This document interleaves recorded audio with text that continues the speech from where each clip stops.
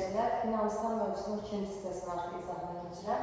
Burada Sparta şəhər dövlətinin adını qeyd etmişəm. Bu belə meydana gəldi ki, eramızdan əvvəl 2-ci minilliyin sonlarında, biraz öncə mən vurguladım ki, öncəki videomuzda Dori tayfaları Mikena mədəniyyətini məhv edərkən onlar burada Cənubi Yunanistana gəlib çıxmışdılar və Mikena şəhəri ilə bərabər Lakonika ərazisini işğal etmişdilər. Lakonikanı işğal edən Dori tayfaları Sparta şəhərinin əsasını qoydular və özlərini Spartalılar adlandırmağa başladılar. Sparta şəhəri daha sonra Sparta şəhər dövləti səviyyəsinə eramızdan əvvəl 8-ci əsrdə yüksəldi və burada izləyəcəyik ki, müəyyən bir həyat şəraiti formalaşdı. Bunları Helotlar adlandırırdılar, belə adlandırdı. Daha sonra burada əsasən hərbi işə önəm verilirdi. İnsanların hərbi işlə, başqa işlərlə məşğul olması qadağan idi. İnsanların fəlsəfə ilə məşğul olması, ədəbiyyat, incəsənətlə məşğul olması və yaxud da ki, hər hansı bir ölkə xaricinə vacib olmadığı hallarda xarici səfərə getməsi qadağan edilirdi və digərlərinin ölkəyə gəlməsinə, Spartaya gəlib məskunlaşmasına və hətta səyahət etməsinə icazə verilmirdi. Əsas cəmiyyətdə önəmli hesab olunan iş hərbi iş hesab olunurdu. Buradan izləyəcək ki, Spartanı iki hökmdar idarə edirdi. Buradakı hakimiyyət oliqarxiyaya əsaslanırdı, yəni iki varlı şəxs ölkəni idarə edirdi. Bunun əlavə iki hökmdarın yanında fəaliyyət göstərirdi. Həm Ağsaqqallar Şurası, həm də Xalq Yığıncağı. Ağsaqqallar Şurası qanunları hazırlayırdı, səs vermək üçün Xalq Yığıncağına ötürürdü. Xalq Yığıncağı da səs verib bu qanunları qəbul edirdi. Burada ordunu falanla adlandırırdılar. Yəni dediyim kimi, bunlar pilotlar idi, falanla isə ordu hesab olunurdu. Hakimiyyət oliqarxiya tipli bir hakimiyyət idi. Afinada olduğu kimi, yəni əvvələn Afinada necə edirsə, Spartada elə idi. Daha sonra Yunan koloniyaları haqqında danışıq əgər, Yunan koloniyaları Yunanistanda yaşayan bəzi insanlar, hansı ki, özlərinə daha çox torpaq əldə etmək üçün, daha çox gəlir əldə etmək üçün və yaxud da ki, Demosla aristokratlar arasına gedən mübarizədən boğazdan yığılıb, cana yığılıb qaçanlar gedirdilər özlərinə başqa yerdə məskən salırdılar, bir həyat şəraiti qururdular və belə bir məskənlər koloniyalar adlanmağa başladı ki, Yunan koloniyaları eramızdan əvvəl 8-6-cı əsrlər dönəmində Qafqazdan İspaniyaya dək olan ərazilərdə salınmağa başladı. Aralıq dənizi sahilində və Qara dəniz sahillərində bir neçə sayda Yunan koloniyası yaradılmışdı ki, koloniyaların mədəniyyəti, dini, hər bir şeyi eyni idi. Onlar eyni adət-ənənəyə malik idilər və onlar özlərini ellinlər adlandırırdılar, vətənlərini isə Ellada adlandırırdılar. Onların yəni bu cür adlanması var idi. Daha sonra Yunan Əhəməni müharibəsi haqqında danışsaq, biz deyəcəyik ki, həmin dövrdə mövcud olmuş dövlətlərdən biri də Ön Asiyada yerləşən, İran ərazisində yerləşən Əhəmənilər dövləti idi ki, Əhəmənilər Yunanistan arasında eramızdan əvvəl 5-ci əsrdə qüdrətli dövlət olmaq yolunda daha çox mübarizə etdi və burada eramızdan əvvəl 5-ci əsrin əvvəlində Əhəməni hakimiyyəti altında olan Kiçik Asiya ərazisindəki bir sıra şəhərlərdə üsyanlar qalxdı. Bu üsyanlar qalxan zaman Afina gedib həmin üsyanlara kömək göstərdi. Bu da Əhəmənilərin qəzəbinə səbəb oldu. Əhəməni hökmdarı 1-ci Dara Yunanistan üzərinə hücuma keçdi. Eramızdan əvvəl 490-cı ildə Marafon döyüşü baş verdi. Marafon döyüşündə Yunanlar qalib gəldilər, Əhəmənilər məğlub oldular və bu döyüşün qələbə xəbərini 42 kilometrlik məsafəni qaçaraq digər insanlara çatdıran əskər ürəyə partlayaraq ölmüşdü və ondan sonra da indiyə qədər Marafon qaçışı adını almış qaçışların əsası qoyulmuşdu. Eramızdan əvvəl 480-ci ildə Termopil döyüşü baş verdi. Burada vurulacağın əsas məqam nədir?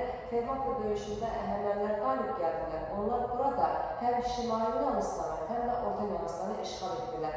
Kitabda olabilir ki, qeyd olunur ki, Orta Yunanistanın işğalı var yalnız. Amma yadda saxlayın, həm Orta, həm də Şimali Yunanistanın işğalı Termopil döyüşündə var. Daha sonra burada deyəcək ki, Əhəmənilər qalib gəldi və Əhəməni hökmdarında 1-ci Daranın oğlu Xerxes adlı şəxs var. Burada qeyd edirəm, Xerxesin adını biləsiniz. Eramızdan əvvəl və bunu deyim ki, Termopil döyüşündə də Yunanistan tərəfindən vuruşan Sparta hökmdarı Leonid idi. Sparta hökmdarı Leonid 300 nəfər döyüşçü ilə son anda məğlub olmuşdur. Eramızdan əvvəl 480-ci Salamin dəniz döyüşü baş verdi. Salamin dəniz döyüşündə Yunanlar yenə qalib gəldilər. Ümumiyyətlə, bundan bir il sonra artıq 479-cu ildə Yunanlar Əhəməniləri Yunanistandan qovurlar, lakin müharibə illərlə davam edir, 30 ilə qədər davam edir. Eramızdan əvvəl 449-cu ildə sülh bağlanır onların arasında. sülhün şərtlərinə əsasən Əhəmənilər Kiçik Asiyadakı və Egey dənizindəki Yunan şəhərlərinin müstəqilliyi tanımağa məcbur oldular və bunun əlavə Əhəmənilərin hərbi donanmasına Egey dənizində üzmək qadağan edildi. Bundan sonra eramızdan əvvəl 5-ci əsrdə Afina əhalisi dəniz sahibləri adlanmağa başladılar və Yunanistan 5-ci əsrdə dəniz dövlətinə çevrildi, qüdrətli bir dövlətə çevrilmiş oldu. Daha sonra Yunanistan tarixinə geri qayıtdıqda eramızdan əvvəl 5-ci əsrdə Perikl adlı şəxs nümayəndə seçildi, ölkəyə dayanmaya başladı.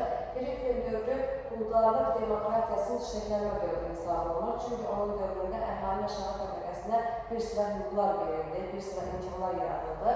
Belə ki, onun dövründə deyəcəyik ki, yoxsul insanlara taxıl və pul yardımı edildi. Vətən müharibəsində həlak olmuş insanların həyat yoldaşlarına, uşaqlara, qocalara dövlət tərəfindən himayə olunma həyata keçirildi. Onlara böyük yardımlar edildi və artıq Perikl dövründə yoxsul insanlar bütün siyasi vəzifələri seçilə bilərdilər və seçildikləri vəzifəyə görə əmək haqqı da ala bilərdilər. Bu da görə biz deyəcəyik ki, quldarlıq demokratiyasının çiçəklənmə dövrü Perikl dövrü hesab olunur.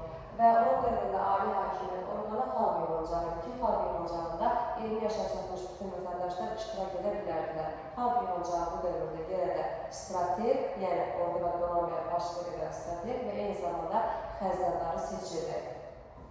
Yunanistanın mədəniyyətinə gəldikdə bunları insan ayağına adlandırırdılar. Daha sonra amforalar hazırlayırdılar. Amfora nə idi? Amfora dar boğazlı gil qablar idi.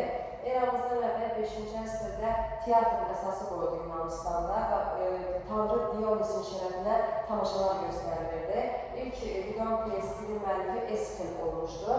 Daha sonra burada çox tanrılıq inkişaf etdi. Tanrılar əsasən Olimp dağının zirvəsində yaşayırdılar. Olimp dağı Şimal Yunanistanda yerləşirdi. Baş tanrı Zevs idi. Məktəblər fəaliyyət göstərildi burada. İnsanlar təhsil almaq üçün öz övladlarını məktəblərə göndərirdilər. Əsasən də azad Yunanların övladları təhsil alırdı. Stil adlanan çubuqla yazı yazırdılar və Yunanların özlərə məxsus əlifbası olmuşdu ki, indi həmin əlifbadan müəyyən dəyişikliklə istifadə olunur. Burada alimlərin adları qeyd olunur. Demokrit adlı şəxs dünyanın xırda zərrəciklərdən ibarət olduğunu söylüyordu. Herodot tarix elminin əsasını qoyan şəxsdir ki, ən sevdiyim şəxslərdən biridir. Eradan əvvəl 5-ci əsrdə tarix elminin əsası Herodot adlı şəxs tərəfindən qoyuldu. Hippokrat tibb elminin əsasını qoyan şəxs idi. Aristotel isə Makedoniya İskəndərin müəllimi idi və bir sıra elm sahələrinə ad vermişdir. Botanika, fizika və s. digər adları qeyd edilmişdir. Bir də burada Olimpiya oyunlarının keçirilməsini söyləyə bilərik ki, eramızdan əvvəl 776-cı ildə Yunanistan tarixinin ilk dəfə Olimpiya oyunları keçirilməyə başlanıb, 4 ildən bir keçirilirdi. Olimpiya oyunlarında 4 at qoşulmuş arabada at yarışları həyata keçirirdilər və digər oyunları həyata keçirirdilər. Yarış zamanı qalib gələnləri isə zeytun budağı ilə bəzənmiş çələng başlarına qoyub təbrik edirdilər.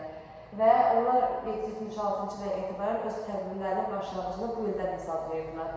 Yunanistan tarixində sıralayacaq məqamlar bunlardır. İnşallah növbət dərslərimizdə Yunanistanın digər hissələri haqqında məlumat verəcəm. Onda sağ olun.